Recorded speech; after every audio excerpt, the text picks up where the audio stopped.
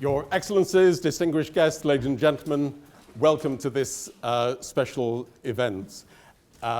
You're here, of course, to hear Kyriakos Mitsotakis.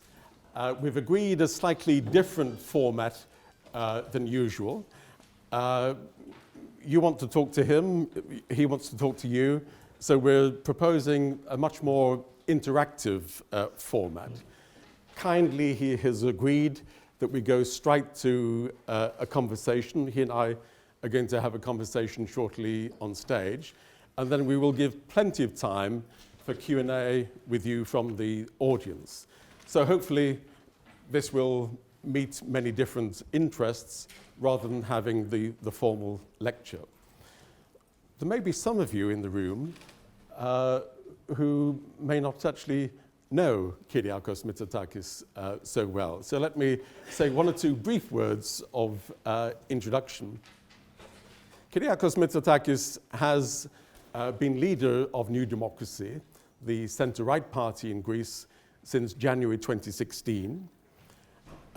He was previously under Antonis Samaras, Prime Minister. He was Minister for Administrative Reform and E-Governance. His education, he's a graduate of Athens College, Harvard University, and Stanford University. Sadly, not the London School of Economics. But he seems to be intellectually robust to survive that loss of his personal career trajectory. Of course, we're looking forward to hearing what he's got to say.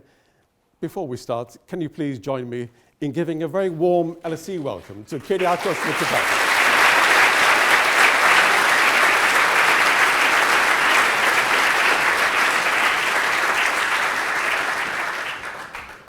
I should just double check that the microphones are working, and at the back you can hear us, yes? Very good. There is silence, so you probably can't even hear the question. We seem to be sat in a rather more intimate fashion than I'd expected, but it's fine. It's fine. So we're going to have a conversation to elaborate a number of ideas. Perhaps for an international audience, the first question might be, in your situation, since you've been leader of the party, you've been ahead in the opinion polls. The opinion polls now give you something like a 20 percentage point lead. But I just wonder whether at the moment you would wish there to be early elections, or whether you would prefer to come to power later, after the present government has introduced some very unpopular austerity measures, and whether you would simply prefer to sit back and smile and watch them introduce austerity measures, the like of which they were previously opposing. Wouldn't you prefer an election in a year's time, 2 years' time? You did start by asking a tricky question. First of all, let me thank you for this invitation, and thank you all for attending and for this very impressive full house. Let me correct you and remind you that I did spend a semester at the London School of Economics as an exchange student back in 1988, at a time when it was still rather unusual for students from the US to come over to the UK, and I had a great time. I still remember I took a course in public choice, which was actually my first experience with sort of decision-making theory, and I very much appreciated the fact that you actually had no exams during the first semester, which made my stay very, very pleasant.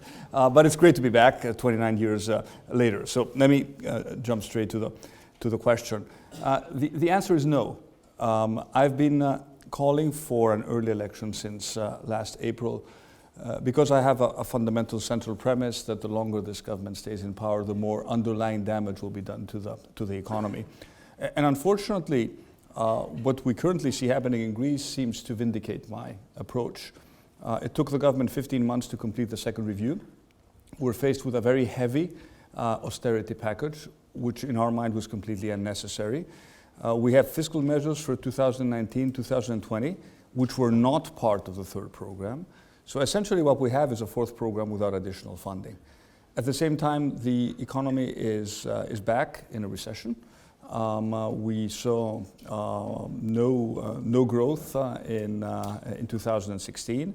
2017 has been a bad year so far. And my fear is that the more time we lose, the more we pretend that we are reforming, the more we pretend that we're negotiating, but just keeping sort of our internal factions happy, the more damage will be done to the country. On the economic front, I also have a major issue with what's happening on other aspects of policy, which are less frequently discussed in the public domain. Reforms in education have been rolled back. Our healthcare system is almost collapsing. Clientelistic politics are returning in public administration. A lot of the reforms that I tried to implement have also been rolled back. And there has been what I consider an unacceptable level of intervention in justice and in media. So overall, if I consider the balance to be negative, my interest is to try to have an election as quickly as possible.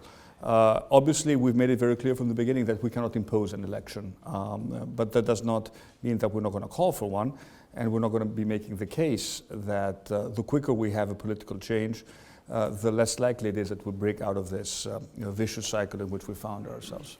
Okay, the title of our discussion begins with the words defeating populism. And obviously in preparation for our conversation, we were looking at statements you've made, statements the party's made.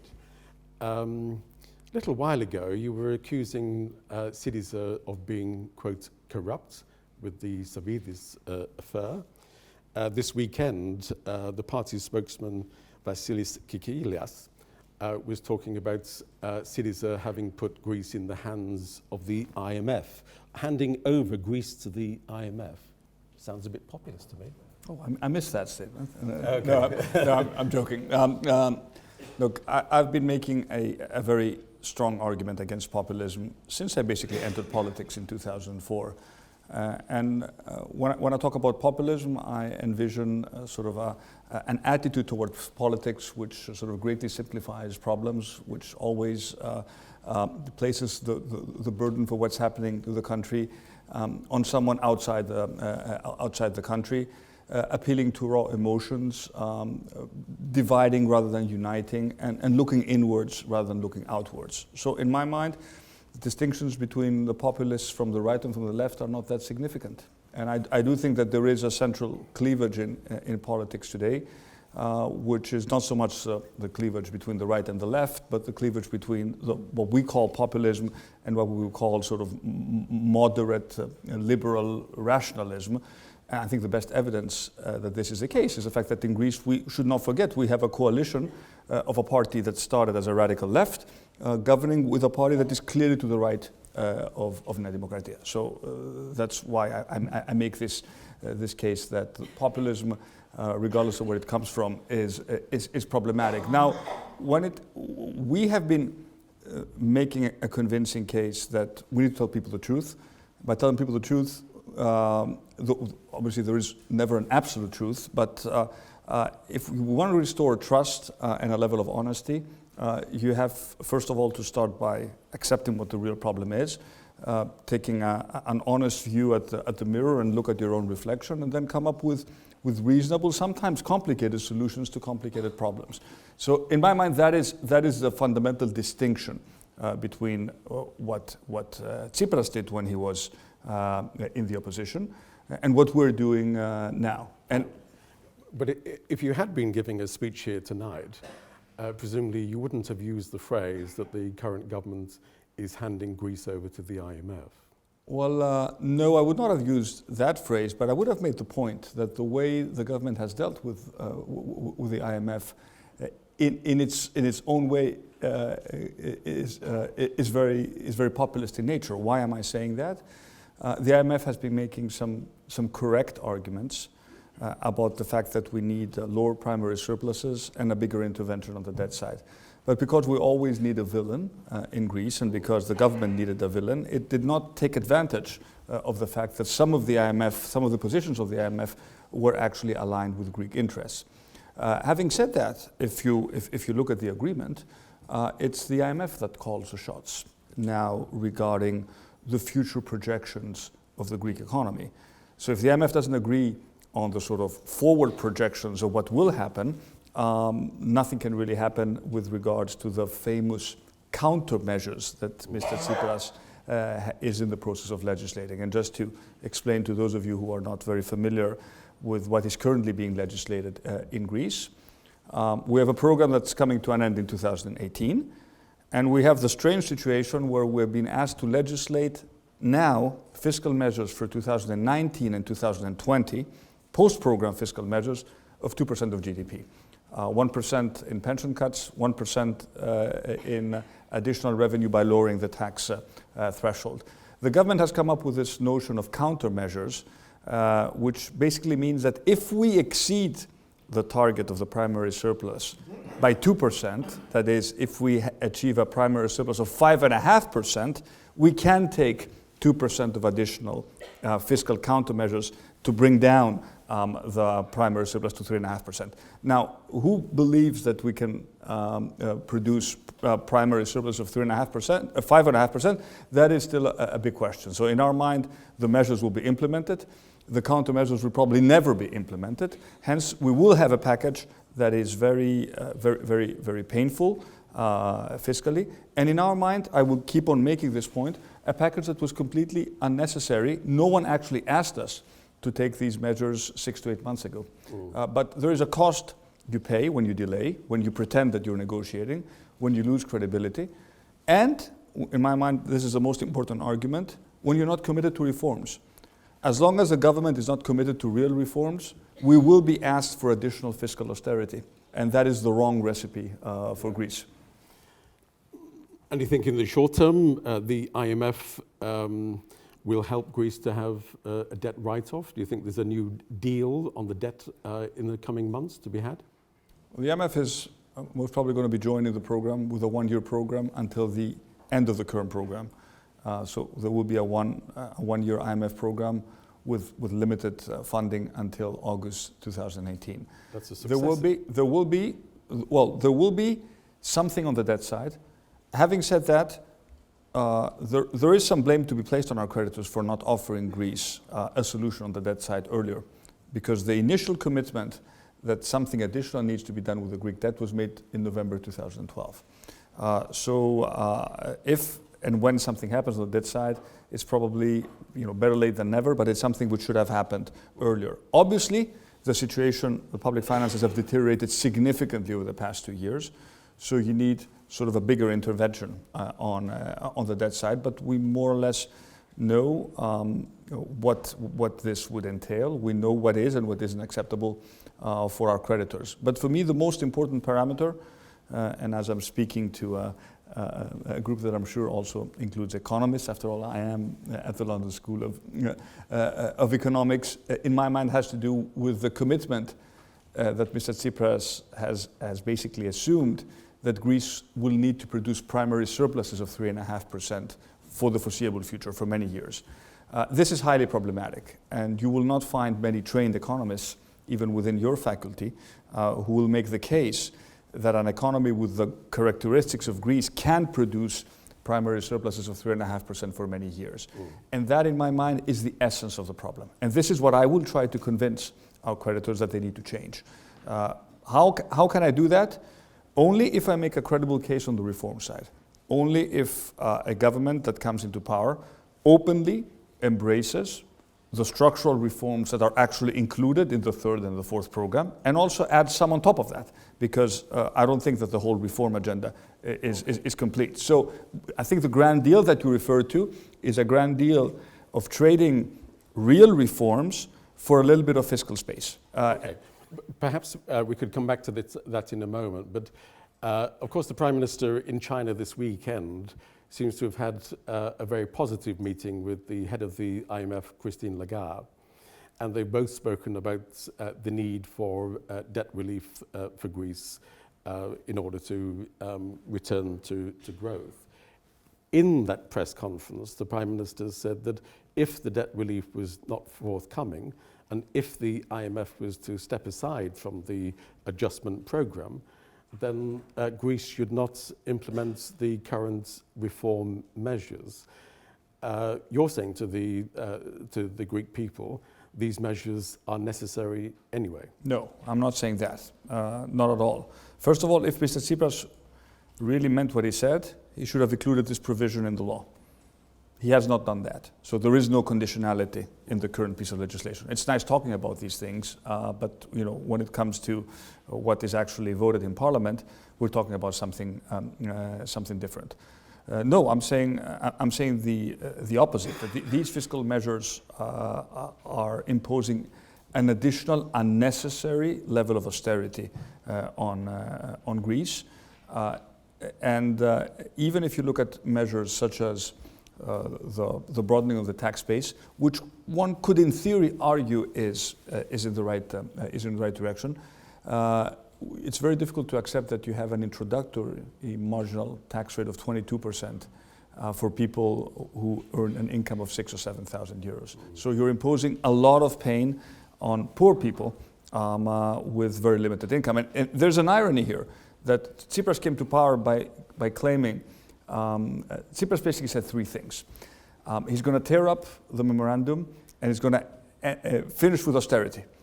We have cumulatively almost 14 billion of additional austerity measures since Mr.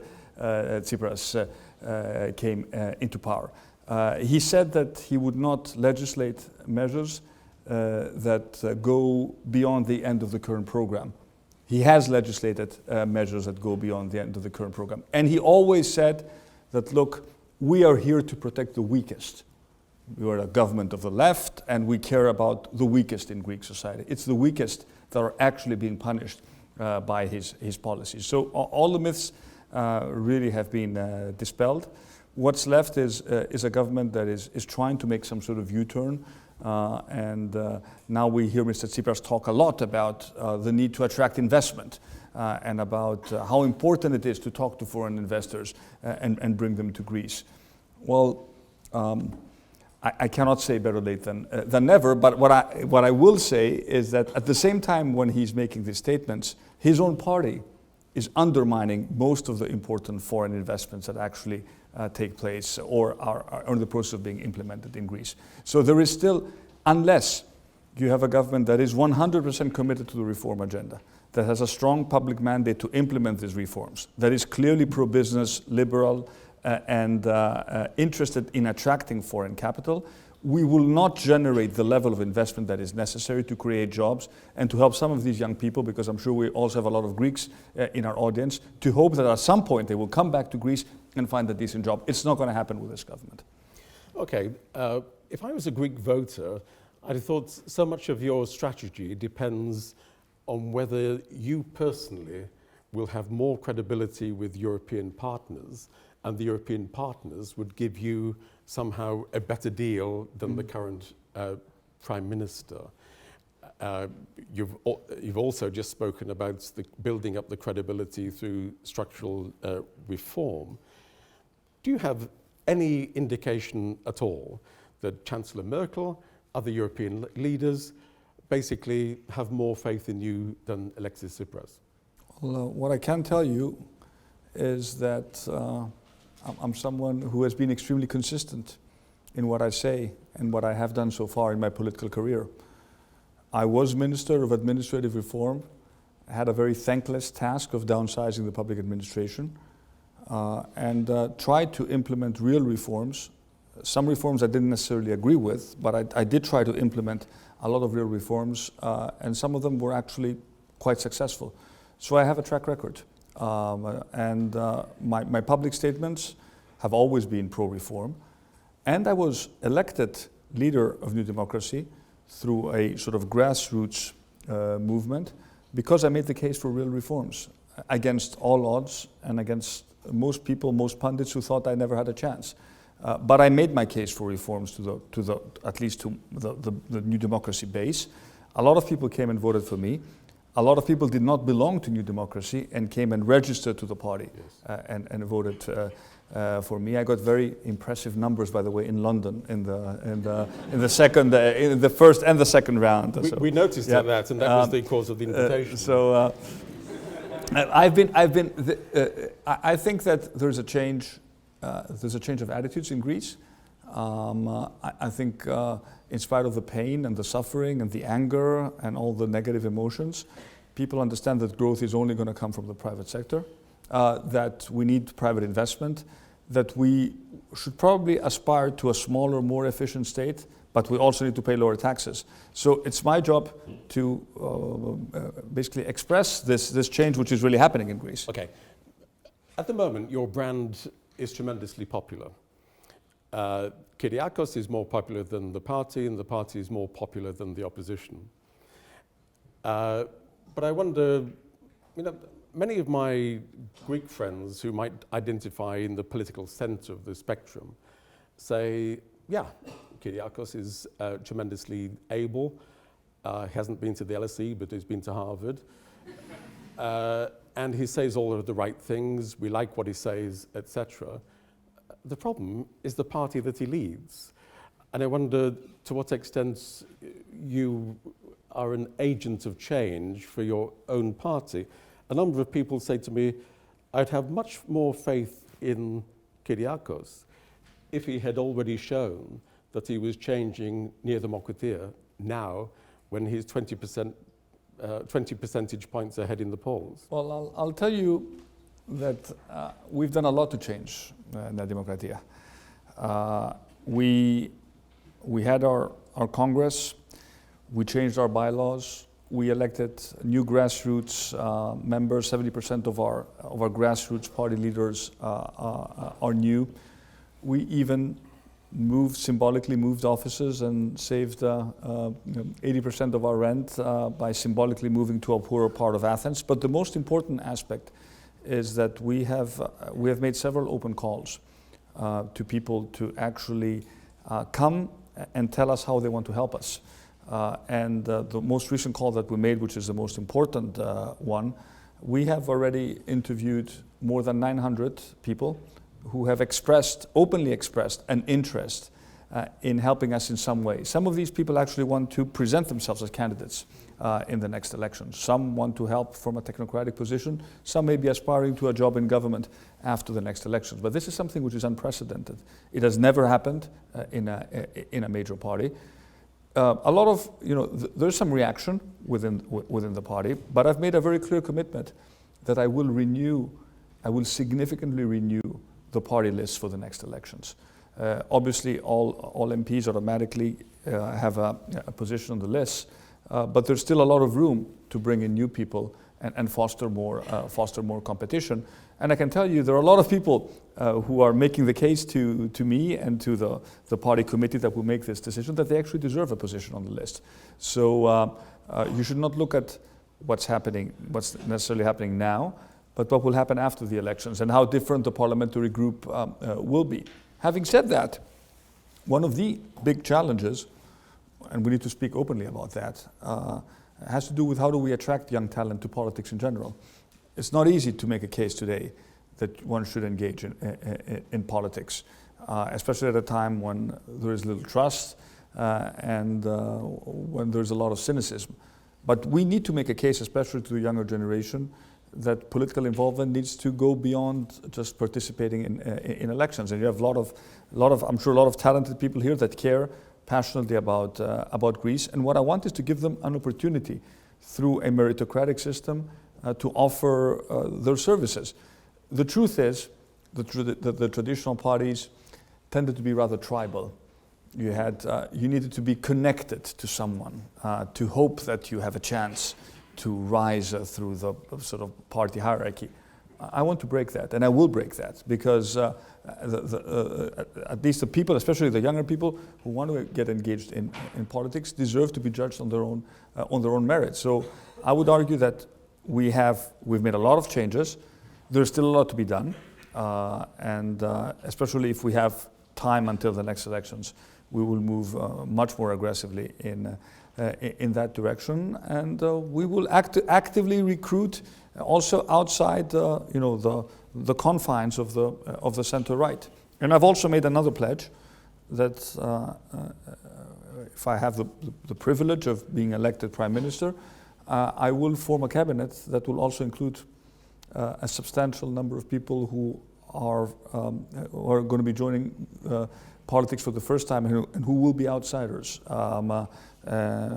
business people or people from academia who have something to offer and who are not sort of traditional politicians. Okay, no, that sounds very good. It would be, I take the point that 900 people may be wishing to be on the party list, and you wish to promote meritocracy and a new style of politics. So presumably between now and the next election, if there was any evidence that any of these candidates were engaging in clientelistic, risvetti politics, you would say goodbye. We've done that already. I don't want to go into. We've had some pretty hilarious cases of some candidates really exceeding the limits of what is acceptable, and we made it very clear that if you do that, you're out. Okay. Obviously, this is not going to be 100% success, but everybody knows the sort of qualities that I reward and that I'm looking for. And it's not engaging in traditional clientelistic politics. Okay. That's not part of the job description. Okay, perhaps we can move to your ideas, and you've touched on some of these points already. Of course, you come from a very long tradition of liberal politics in Greece.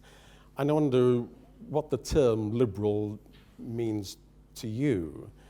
Neoliberal, of course, in the Greek context, has been really rather a controversial term, not necessarily the word to use to win hearts and minds. I wonder what is your liberalism? I think I'm a liberal in the classical sense of the sort of liberalism that young students get taught here at the LSE, looking at the sort of liberal tradition of 19th century UK political thinkers, someone who believes in the premise of the concept of freedom, who believes that individuals have both rights but also responsibilities, who believes that we need overall a smaller state that messes less with people's lives, but a state that is also efficient at doing what it should be doing. So rather than doing lots of things poorly, it should do a few things rather well. I don't believe that markets always get it right, because they don't, and we know that is the case. But I also believe that we need to be very careful what and how we regulate, and that in Greece quite frequently we have over-regulated markets simply because we wanted to protect special interest groups. And that in my mind is not compatible with my sort of liberal approach. But mostly I believe in the concept that people need to have equal opportunities at the beginning of their lives. And then everyone is going to proceed according to their own skills and capacities. But if we talk about equal opportunities, we should start by talking about education. And there is very little serious debate in Greece about education. We talk a lot about universities, but we don't talk about nursery schools. We don't talk about primary schools. We don't talk about the fact that our schools are in a mess right now. That if you look at the curricula of what we teach kids, it has nothing to do with the sorts of skills that they will need in 10, 12, 15 years when they become adults. So in my mind, the most meaningful liberal reform is a bold reform of public education that really creates good schools, especially for those underprivileged kids that cannot afford a private education.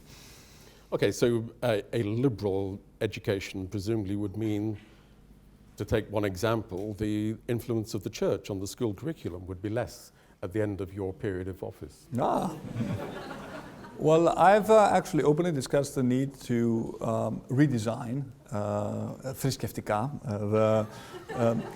because I've quite frequently I have a daughter who's 14, and I sometimes manage to find time to sort of review her work, and it doesn't make any sense what I read in these books. But at the end of the day, we do need to respect the role of the church in Greek history, and you can do that by also talking to the church. You don't have to fight the church simply to assess your leftist credentials, because that's exactly what a lot of the Syriza ministers did. You can make changes to the curriculum in good faith.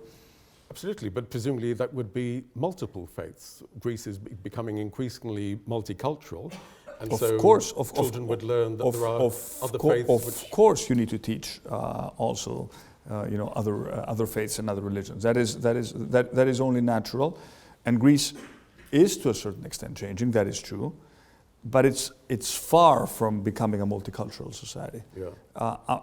And it is still a country that is basically ethnically homogeneous. That has a Muslim minority in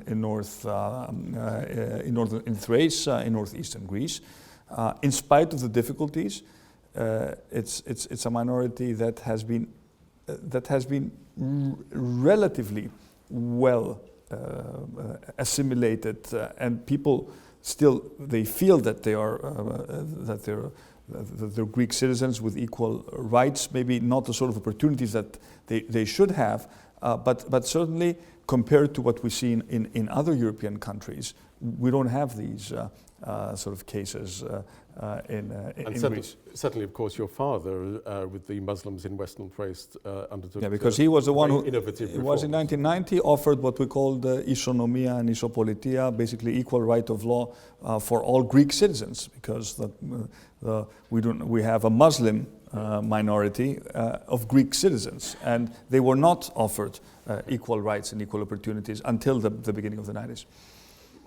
I suspect I should speed up and just ask a few last questions. So, liberal in the sense of the state being smaller in the economy, so presumably public administration would be smaller, there would be fewer public servants. Yes, but not by firing people, but through a very well calculated and calibrated rule of attrition, by which we would just hire significantly fewer people than retire, and by aggressively outsourcing services that the public sector provides to the private sector. We need a better level of cooperation between the public sector and the private sector. And there are lots of functions that are currently performed by the state that should not necessarily be performed by the state. I've been making the case quite frequently. This, what I say, is misrepresented by the government, but I will stick by my point that we do not need to hire cleaning personnel as permanent personnel in the Greek public administration. That does not mean we're going to fire the existing cleaning personnel, but we don't need to hire new ones, because this is a typical service that you normally outsource to the private sector. Why can't we involve the private sector more in the provision of healthcare? Why can't we involve the private sector, for example, through a project that will provide online ticketing for our archaeological sites? So public-private partnerships, which I'm a big believer in, need to go beyond just building schools, which is what has happened, to also the provision of services through long-term contracts that will provide services more effectively and free up resources of civil servants whom you can retrain and use them elsewhere. So in my mind, there is significant scope to rationalize the role and the footprint of the state. And of course, there's still significant scope to reduce the level and the amount of bureaucracy, especially through e-government and basic sort of rapid simplification processes. We're not sort of inventing the wheel here. There's a lot of good examples of what you can do to make the life of citizens, but also businesses, simpler. All governments, especially in Europe, have to somehow balance questions of reducing taxation, increasing competitiveness, attracting FDI, with the social dimension, welfare support. I was reading that something like 35% of Greeks currently are either at or below the poverty level. And I just wonder, you've said a lot about the need to attract FDI, to make the economy more competitive, more business friendly. And I can certainly see the logic of that. But I wonder what you're saying to those who are at or below the poverty line, whether you're saying to them, wait, growth is just around the corner, or whether you're saying in the transitional period, government will do more to support your plight, your poverty. I'd say two things. First of all, it was a Dimokratia government that first introduced the minimum guaranteed income scheme, which is generally considered to be the most effective tool in at least alleviating extreme poverty. It's being rolled out after a lot of delays by the current government. We support it, and it should be fully funded. At the same time, there are still pockets of inefficiency in terms of numerous handouts that nobody really understood how they worked, and essentially ended up benefiting people who did not really had the need for public support. So I'm in favor of rigorous means testing and actually offering to those who are in greater need the resources that they require. But at the end of the day, the only way to escape the poverty trap is through jobs. And our agenda is basically about, if you ask me what is your agenda about, it's about jobs. That's, you know, at the end of the day, that's how we will be, we will judge and jobs does not just mean, attracting investment and growing sectors of the economy. It also means skills and continuous training and retraining people in the sort of skills that will be required in those sectors that we will be competitive. We have a big shift of people that return to agricultural production, especially a lot of younger people.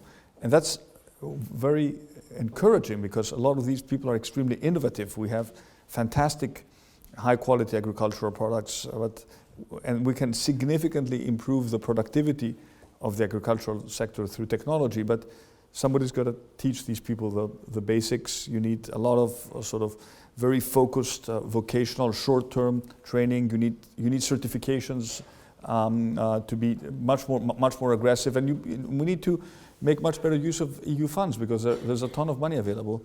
There was a ton of money available in the past. I'm afraid most of it was wasted. There's nothing really to show. And of course, this is not just a Greek problem. Sort of lifelong education is a constant. Yes. It's a global problem. It's a problem you're also addressing here at the school. It's not an easy nut to crack, but it's not just about giving people, a 500 euro monthly sort of cash payment. It's more than that. It's much more than that because at some point you won't be able to give them, to pay them, this for life. So and there have been some very innovative programs, some of them actually funded by important Greek foundations that take a more holistic approach, look at the families in need and then focus a lot on vocational training. And of course, if we offer you a job and you don't accept it for whatever reason, it's difficult to make the case that we should continue to support one financially. Okay. My last question. You've spoken of different ideas. It looks as if there won't be an early election. You've got time to speak to the Greek people, to offer a narrative. Successful leaders especially who are 20 percentage points ahead in the opinion polls, often talk about a big idea, a connecting theme, not simply a list of items of reforms they wish to make, but they encapsulate it in a set idea. Clinton said, "I still believe in a place called Hope," for example. People could buy into that.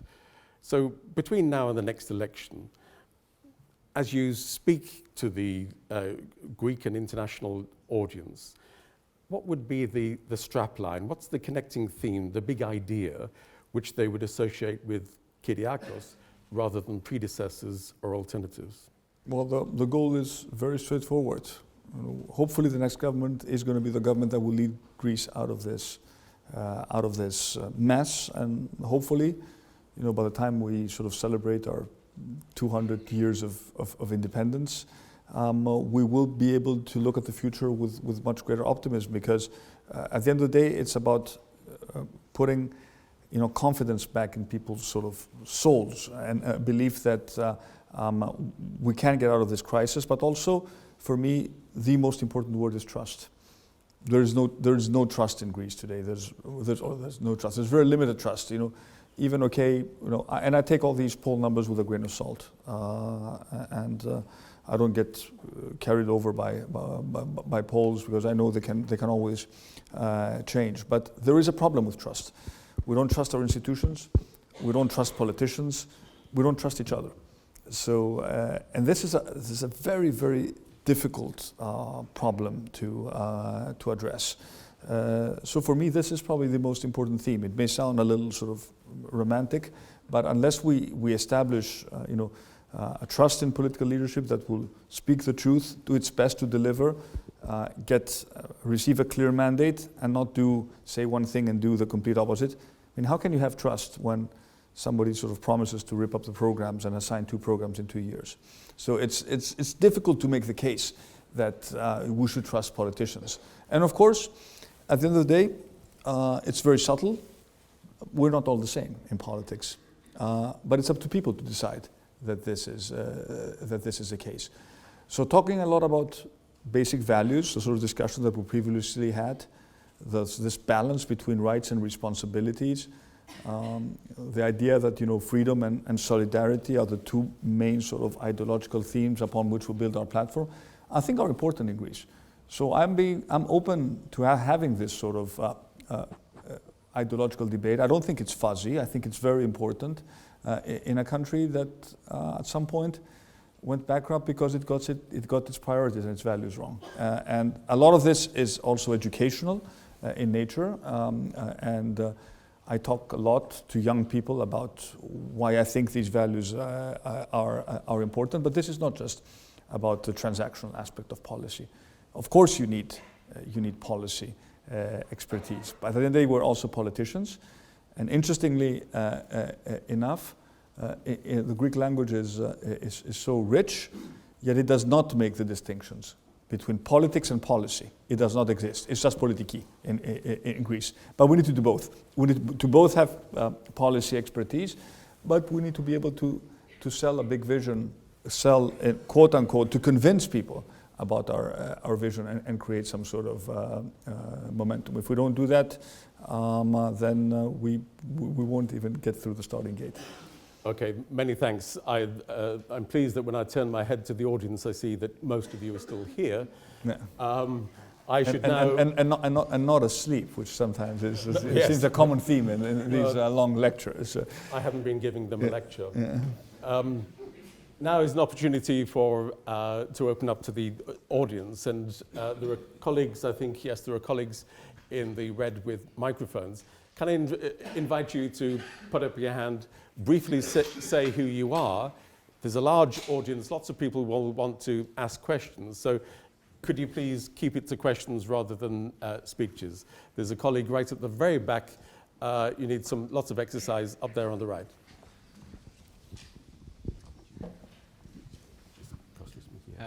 Hi, my name is Kostas Megir. I have 2 brief questions, one more on the economics and one on more on the politics side. On the economics, you've talked a lot about trust. There's an issue of trust with our creditors, and many of the reforms that you will have to implement will actually cost money. For example, we really need to reduce the tax burden. Now, we all understand that, well, many of us understand that, the fruit of such reforms will take a bit of time to transform into growth. So you'll probably have to run a deficit if you're going to do serious reforms. So the first question is, are you confident that you will have enough trust of the creditors to be able to acquire the fiscal space to really reform the things like the tax code or other aspects of the reform that cost money in the transition? Yeah. Now that's my first question. I also have I was very interested in the populism issue. One of the things that populists do is they deny the facts, and they go for alternative facts. in view of this, what is your position on the prosecution of the director of the Greek statistical agency, who all he did as a crime was actually reveal the depth of the deficit? Good. Okay. Well, Do you want to answer that now? Or let's take 2 questions at a time. Okay. And, yeah. Okay. Others, please. Could you take the gentleman here, please?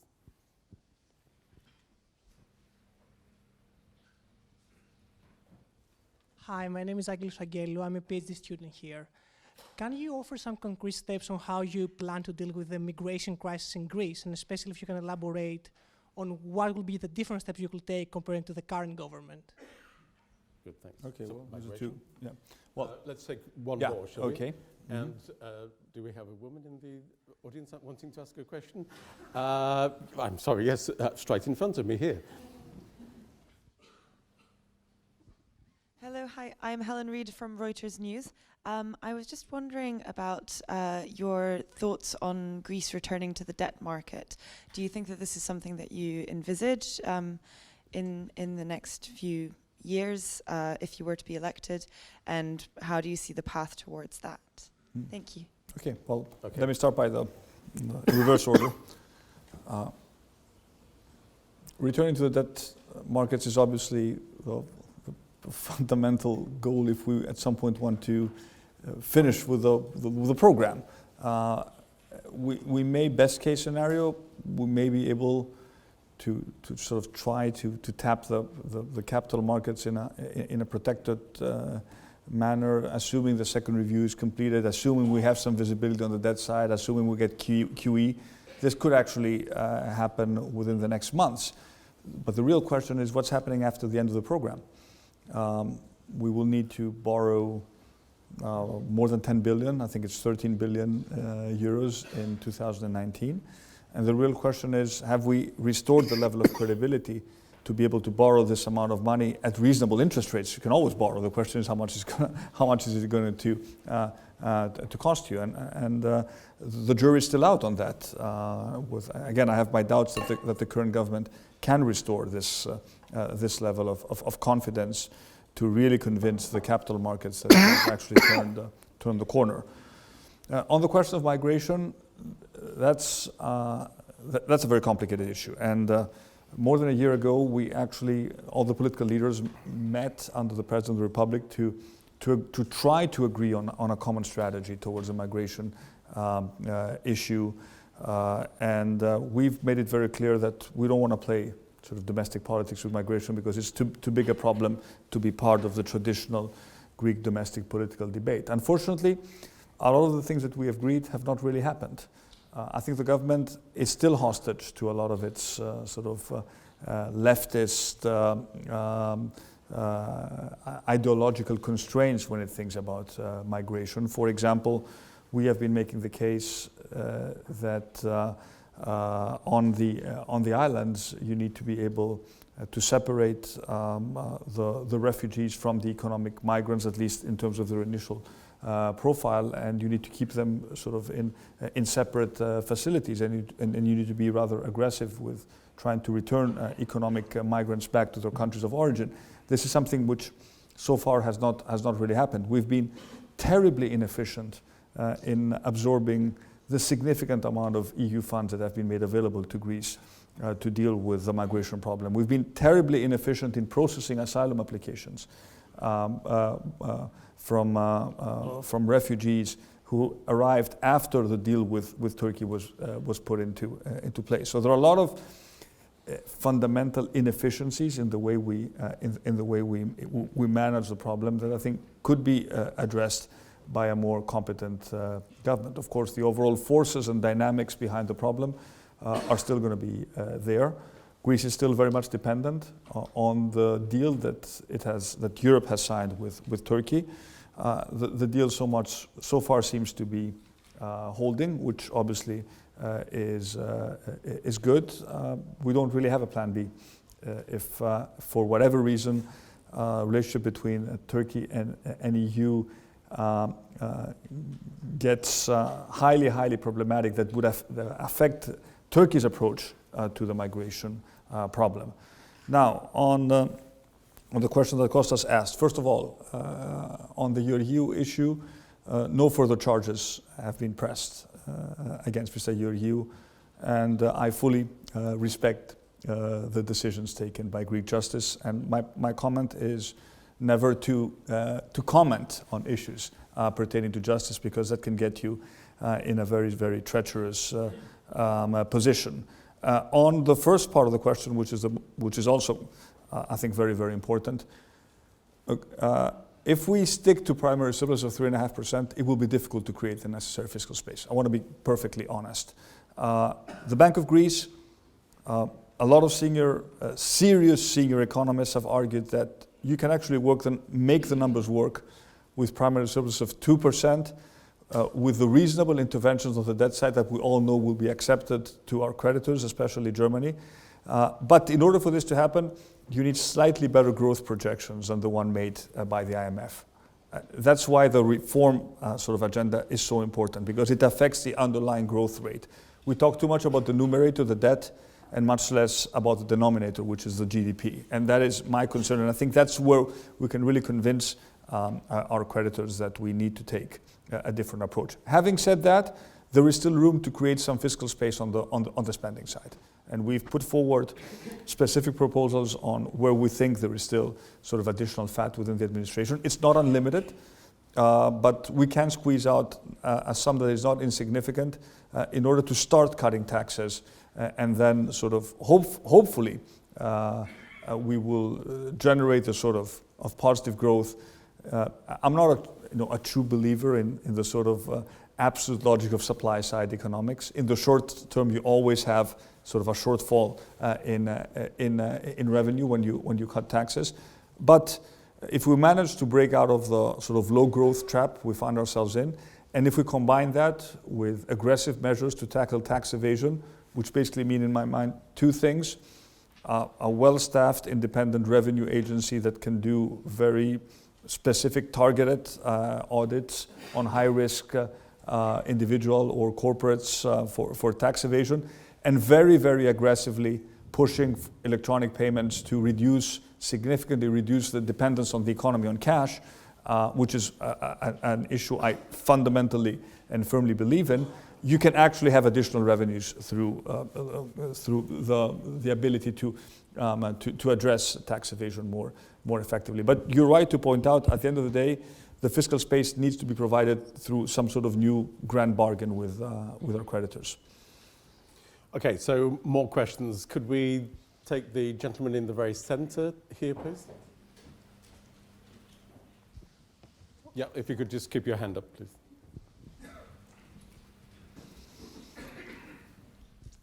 Hello, good evening. My name is Yorgos Kordelas. We talked a lot about hard facts, about restructuring debt, surpluses, etc., all the economic growth that will hopefully come with you as a prospect of being the new Greek Prime Minister. When are we starting telling us, the Greeks, when are you going to start telling us, the Greeks, that the bigger issue, which a long term is that we need to change our attitude in allocating our favors to family, friends, etc. And this is a thing that probably will take 1, 2, 3, how many generations? And I think now is the time, is a window of opportunity, I think, for you to address this issue, because in my view, we haven't done that. I haven't heard it from you or from your party or from any other politician. We haven't told us Greeks that we are partly to blame, and it's not only the Troika or the Germans to blame. And I think this is very important, because this is a long-term issue. So my question is, do you agree that this is an issue? And when are you going to start, and how are you going to convince the Greeks, us Greeks, to change? Okay, thanks. And then could we take the lady here, please? If you could just put your hand up again. Thanks. Good evening and welcome to London. I was a big fan of your dad, and I was participating in his campaigns when he was Prime Minister many years ago. So it's great luck to have you here tonight. I will ask you one simple thing as soon as I can. Could you say who you are, please? Yes, my name is Kyriakos Mitsotakis. I'm a doctor. I'm GP with special interest in cardiology and quite active in this community. I left the country many years ago because of lack of meritocracy, and that hurts a lot. I achieved a lot here, thank God, I'm happy for that, I earn a lot, but I miss my country. We discussed a lot about brain drain. We are accused that we abandoned the country to come and work here for more money. It's not a lie.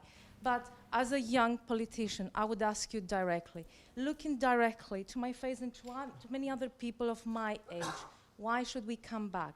How are you going to have a life of dignity? Getting paid less than here, but it doesn't matter. But can we still live? Because a doctor gets paid less than 1,000 euros per month, which is really poor. And if you look at me, how could you make me, or how could you convince me to go back to my country, which I really miss, and I want to offer more than here? Thank you. Okay, thank you. And could we take the lady in the very centre, just here, please? No, if you can come forward, here. Oh, sorry. Thanks. Hi, my name is Anna Crony, member of LSE alumni.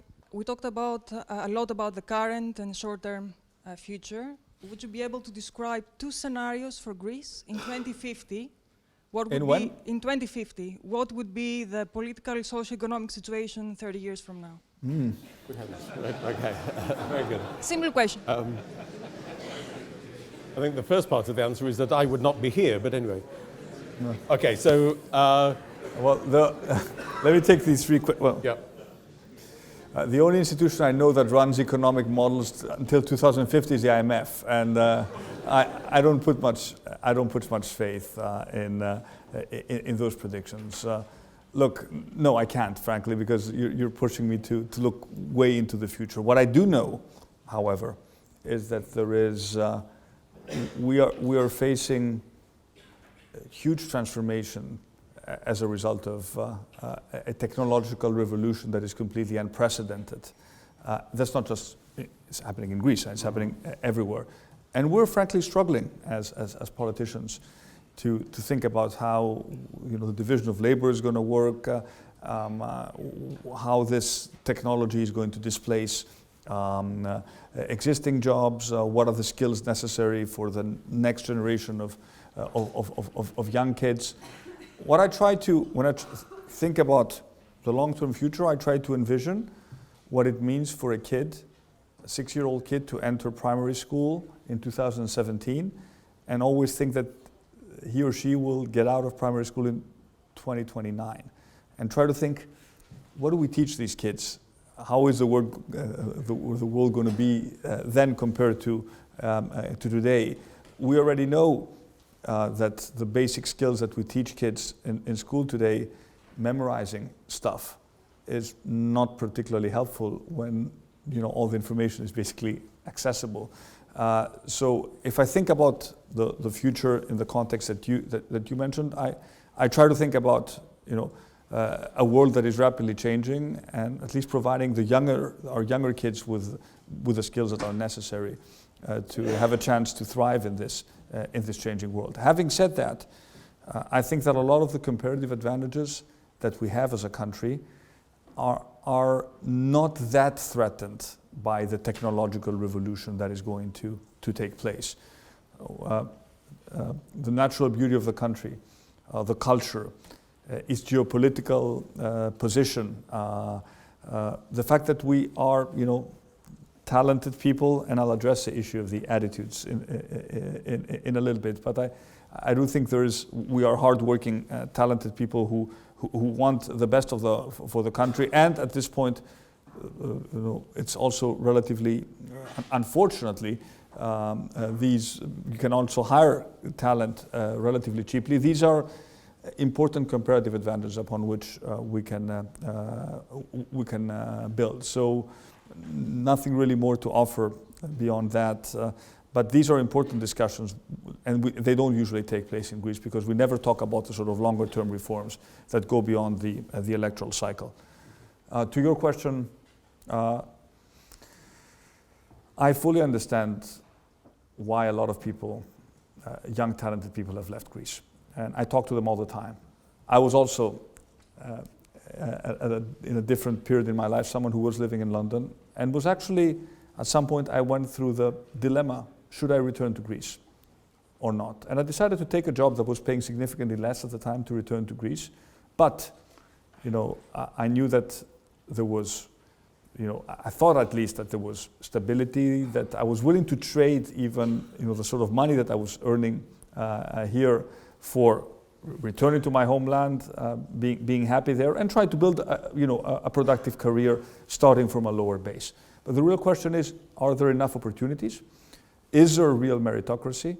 And are people going to be rewarded based on their merit rather than on their connections? And this is clearly not really happening in Greece. Obviously, it's happening much more in the private sector. The private sector by nature is more meritocratic than the public sector. Not fully meritocratic, but certainly more meritocratic. The real challenge is, how do you also change the public sector? But at the end of the day, it's about opportunities. If there are no jobs in Greece, you will not consider returning. You won't even have the option to return. I want to give you the option. The choice is yours then. And we should not forget that we live in a global world. Not everyone is going to return to Greece. And at the end of the day, it's the fact that we have so many people who have the skills and are risk takers to actually leave Greece and find a better future for themselves abroad is also an indication of health. So what I want to give you is I want to give you the option to return.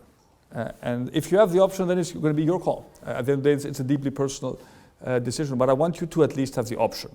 And the option means a decent job with prospects for your career. That's why, at the end of the day, it does come down to jobs. Attitudes. I hear a lot about, the sort of problematic attitudes that we have, and I sort of thought that when I make the broader discussion about values, that this is really what I'm trying to get at. But there are always two sides to the coin. We should not we should be critical of our responsibilities for what has happened, and I've openly said that the crisis brought about the program, the memoranda, and not the other way around. Because there are still people in Greece who think that it is the other way around, that the crisis is a result of the program. And that's clearly a fantasy. So let's be honest in assessing our responsibilities. Let's look at the hard facts, what really happened. Important to do in a world where facts are always distorted, but at least there's been a lot of literature, I think, which is good about what really happened in Greece. And most of it follows a sort of same narrative. There isn't much of a revisionist approach to what really happened. We know why we went bankrupt. Of course, attitudes come down, in my mind, to education and role models. Leadership is very important, and I'm not just referring to leadership, the political leadership. There's a lack of leadership in Greece in many fronts. There's a lack of business leadership. I'm afraid to say Greek business people have not done what they should be doing to support the country. They've not invested in the country as much as they should. They were more concerned with their own personal well-being rather than with the overall well-being of their companies or society. Obviously, there are many exceptions, but I'm afraid this is a rule. There's been a lack of leadership amongst the academic world, not as outspoken as we should. At least now within the university community, we have a lot of people who are outspoken about what is really happening in Greek universities, and that is to be welcome. So it's not just us, the political leaders. If we create a common narrative, this narrative needs to be supported on many different levels. But we should not forget that this country has struggled to find its place between the East and the West since the Greek Revolution. And it has been a constant struggle.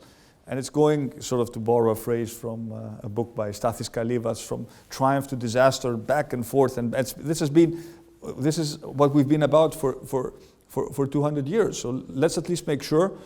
I cannot predict what will happen in 2050, but let's just make sure that we end this catastrophic period with another sort of big leap forward, because we've done that in our past, and that we should never forget that we faced incredibly complicated challenges, and that's why I think it is so important that history is taught properly, especially modern Greek history, because we can tell younger people, look, we've had to go through very, very difficult periods. I mean, wars, civil wars, catastrophe back in 1922. And I'm afraid that sometimes we're losing this perspective. One of the good things of having the privilege of having a father who's 99 now, but still around and still active, is that you can actually discuss some of these challenges, and you get a perspective on what sort of difficulties the previous generation had to go through, and they went through momentous tasks. I mean, we had to rebuild the country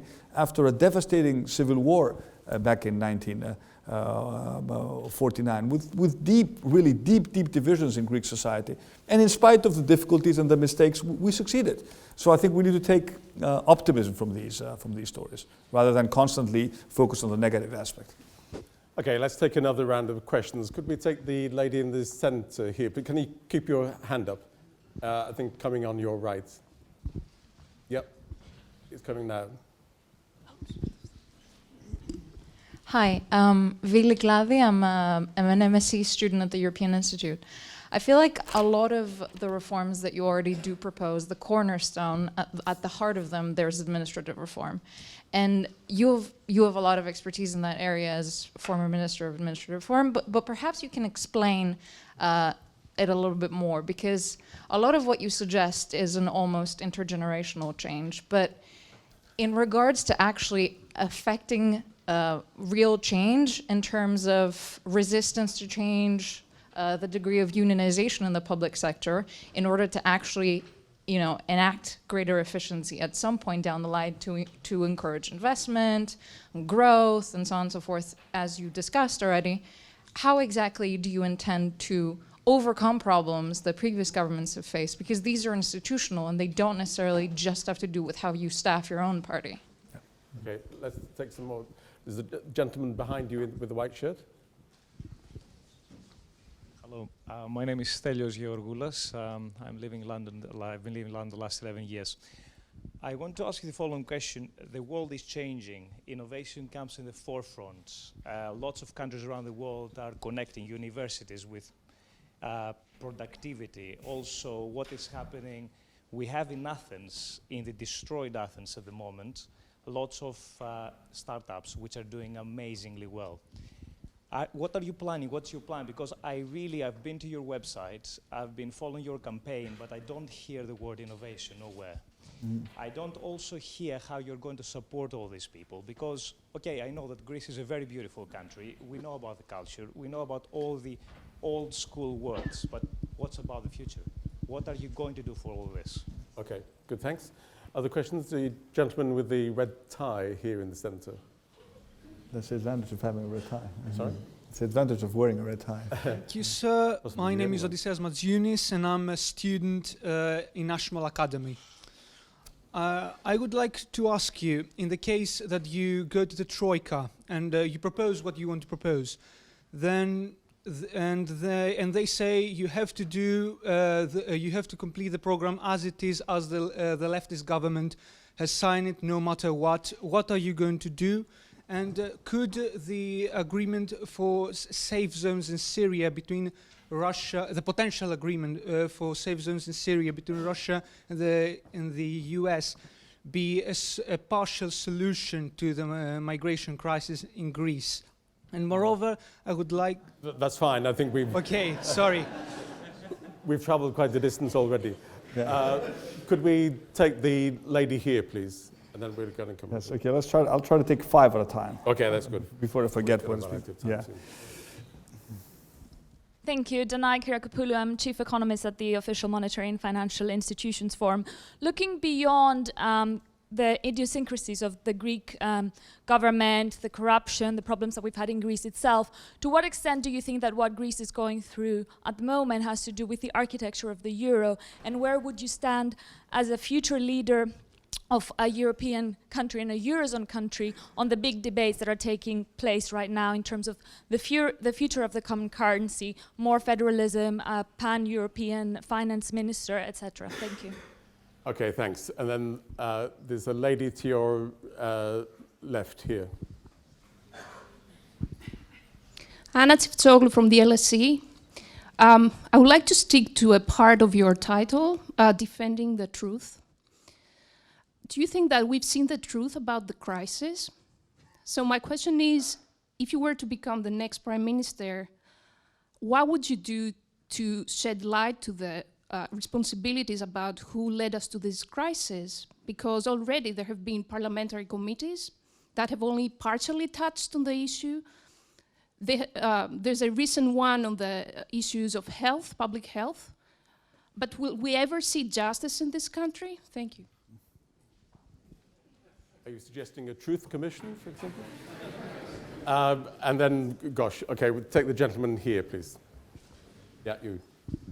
Hi, I'm George Achilles. My question is, we are in a very nice university, and there is no desk of DAP or PASP or CNE or whatever.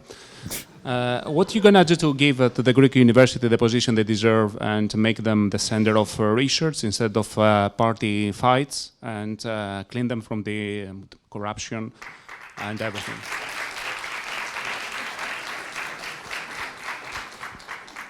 Well done. Okay, I think you've got quite a range there. Yeah, okay, well, let's go in reverse order. Back in 2011, the two main parties passed a relatively bold law on university reform. One of the decisions taken at the time, which I strongly supported and I've been supporting since 2006, is to remove student sort of organizations from basically participating in the management of universities. And it was the absolutely correct decision taken, because the raison d'etre for CNE, PASP, DAP was exactly that they were, in a sense, co-managing the universities, also creating a lot of corruption and mini clientelism. We turned the universities into laboratories to train the new clients of the future. Unfortunately, some of these reforms are being rolled back. And Mr. Tsipras actually wants to give again to sort of student organizations the more saying in actually managing the universities, and this would be a complete disaster. The law, we call it the Diamantopoulou law, tried to create a governance structure for universities that would be similar to what you see in most sort of advanced countries, and sort of independent board that actually has a saying in fundraising and in holding sort of the management of the university, the provost accountable. All of this has fizzled out, and it's a real pity.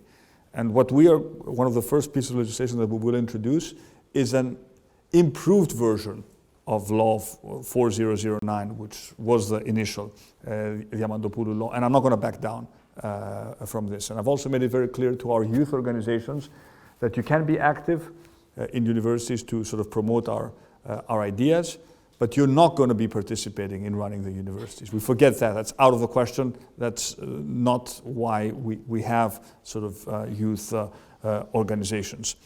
So let's again go in reverse order.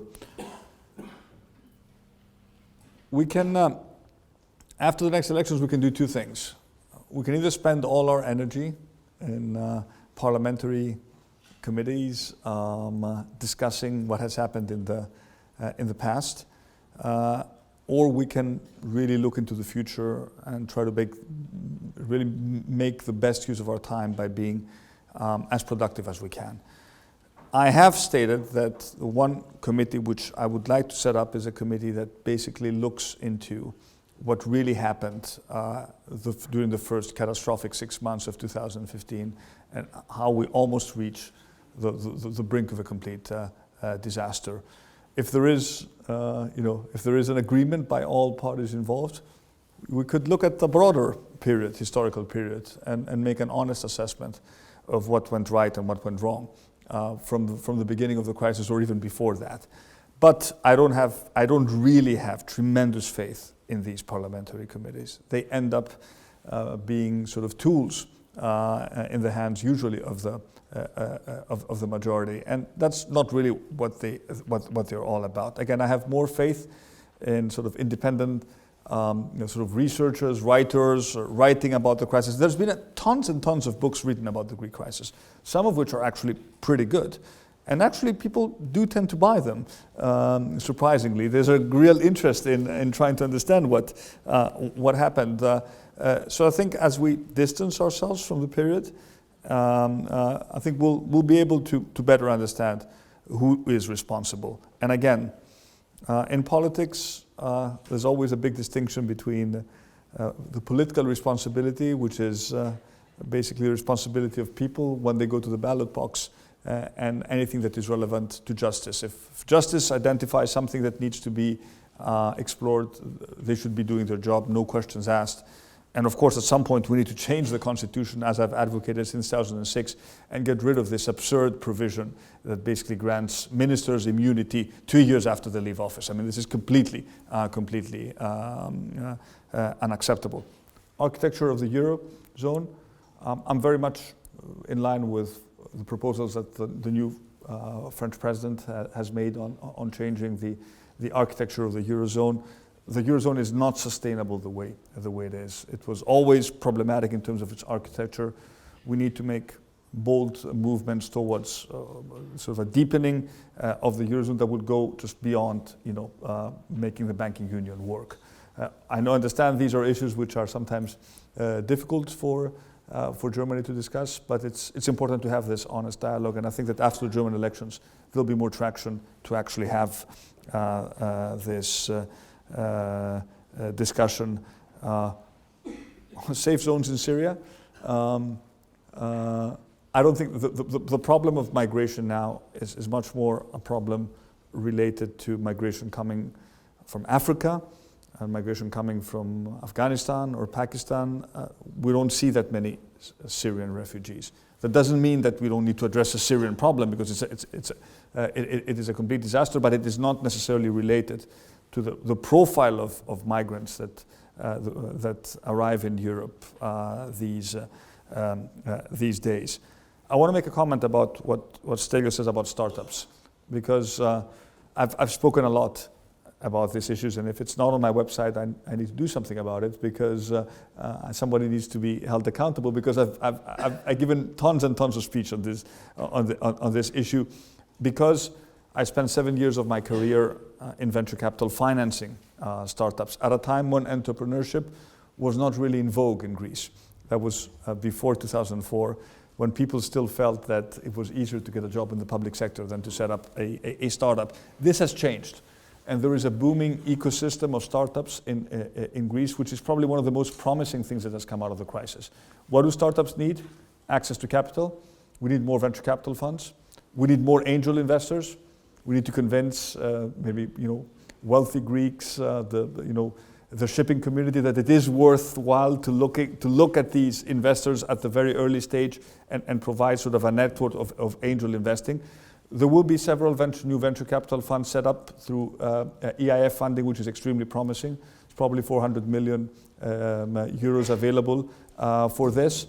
But you also need, in my mind, generous tax breaks for new companies during the first 2-3 years of their existence. Simplification of regulatory burdens for new companies. We've already taken a few steps in this direction, especially in terms of setting up a company in Greece. And of course, the big question of social security contributions, which is something which is a problem across the board. But I talk to a lot of young companies that actually lose very talented people, especially talented engineers, to companies abroad. A lot of them go to Cyprus, because the total cost on the company, including social security contributions, is just too big to bear. So we have a very clear sort of strategy, not just a vision, what we want to do with the startup ecosystem. And of course, we need to make it much easier to connect what's happening in universities with what's happening in the real world. There still seems to be a gap. The Greek left still believes that the companies need to be outside universities. I mean, it's an absurd approach coming from another century, which means we also need to streamline issues related to IP, the sort of benefits that a researcher may have if he goes up and sets up his own startup. We just look at what Israel does. It shouldn't be a rocket science, and make sure that we have the proper incentives in place for the university, for the researcher, for the one who provides the private capital. It's not difficult to split the pie in a way that's reasonable for everyone. And last question on administrative reform. It's an issue I feel very passionately about, and obviously there are lots of priorities, and I could talk for hours about this. I'll talk about one issue, which is HR, and how do we manage the HR personnel of the administration. We need performance assessment ASAP. When I introduced performance assessment, there was a huge uproar and almost a revolution, but now it is commonly accepted that you cannot move forward without a proper way to measure performance. We don't need very complicated systems, but at least the ability to distinguish between the true stars, the acceptable civil servants, and those who do not do their job properly would already be a step in the first direction. We need to start from the top and move down towards the bottom. So picking the elite of the administration, the general directors, through a meritocratic process is absolutely critical. We had put in place the legislation, we had started the process, nothing has happened for 2.5 years. I was reading through the program, the memorandum again, the same thing, deadlines to pick the general directors in a meritocratic way. It's almost as if it's Groundhog Day, the same story over and over again. But you cannot implement reforms in public administration without gaining the trust of at least the good civil servants. And the way to do that is to convince them that there's something in it for them, that if they do their job well and if they're appraised through a relatively objective system, they may proceed faster through the ranks and eventually earn more money. So that, in my mind, is absolutely critical. And the other component of administrative reform, which we cannot afford to ignore, is what we call e-government. I gave a detailed presentation at the Confederation of Greek Industries a few days ago on my sort of vision of what e-government really means. There's money available through EU funds. We're way behind. Let's at least use the opportunity to maybe do some leapfrogging and learn from the best on this front. And then, of course, there are lots of other things that have to do with processes. The way, again, you define the confines of the state. What I talked about previously, what should the state be doing? What's the core real activity of the state? What should never be outsourced and what can be outsourced? This is also very much at the core of our approach, including, of course, aggressive mobility. If we cannot hire civil servants, that means that we need to be able to move them from one position to another, retrain them, and use them to basically to serve Greek taxpayers. Okay, it's been a privilege to have the opportunity of talking with Kyriakos Mitsotakis. I hope very much that you feel that we've covered a good number of topics and a reasonable number of people have been able to ask questions and hear the responses from Kyriakos. I'd like to thank you, as I say, on behalf of the school for coming. And could I pass you this gift? I think, in fact, 2 gifts. Oh. Yes. We have a tradition at the LSE that people like Nelson Mandela, Bill Clinton, other people, etc., we're tremendously generous, and we offer them an LSE baseball hat. And I can see that colleagues may have actually left the price tag. So, at least it's not second-hand. Let's see. Very good. I can try it. Okay. Well, it looks good. So.